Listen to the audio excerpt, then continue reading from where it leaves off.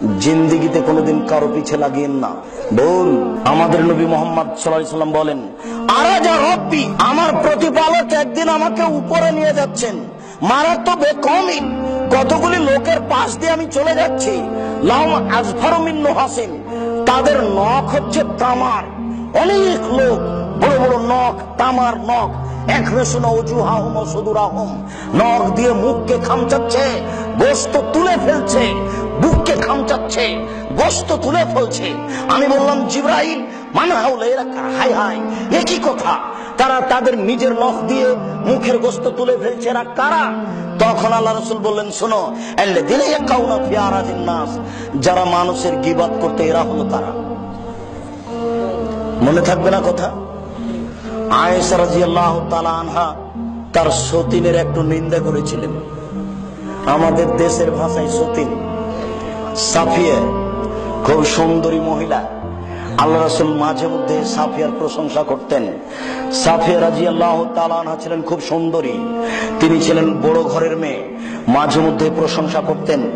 একদা আয়েশা খেপে বলছেন, কি বলেন আপনি? ওটা একটা খাটো মেয়ে, অত প্রশংসা করা লাগে কেন তার?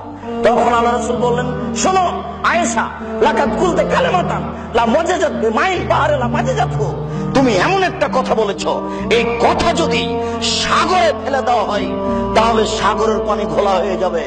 আমি আপনাকে এই বাক্য কি দিয়ে বুঝাই? আয়েশা রাদিয়াল্লাহু তাআলা আনহা শুধু বলেছেন ও খাটো, এই খাটোটা এত বড় অপরাধ হয়ে গেছে।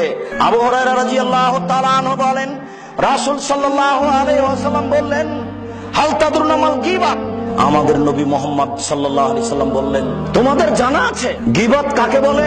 সঙ্গী সাথী বললেন, আমাদের জানা নাই গীবত কাকে বলে। তখন তিনি বলছেন, যিকরু কাখাকা বিমাকরাহ, তুমি তোমার ভাইয়ের কোনো কথা বলবে, ওকে যদি খারাপ লাগে, এটাই হলো গীবত। তুমি তোমার ভাইয়ের কোনো কথা বলবে, ওকে যদি খারাপ লাগে, এটাই হলো গীবত। তখন সাহাবীগণ বলছেন, আরাইতা ইন কানা ফি মাআকুলো, ও যদি জেনা করে থাকে আমি যদি বলি তাহলে কি হবে? ও যদি চুরি করে থাকে আমি বলি তাহলে কি হবে? তখন আল্লাহ রাসূল বললেন, শোনো, ইন কানা ফি মাতাকুলু ফাকাত ইক্তাবতাহু ওয়া ইন লাম ইয়াকুন ফি মাতাকুলু ফাকাত বাতাহু, ও যদি জেনা করে থাকে তুমি বলো।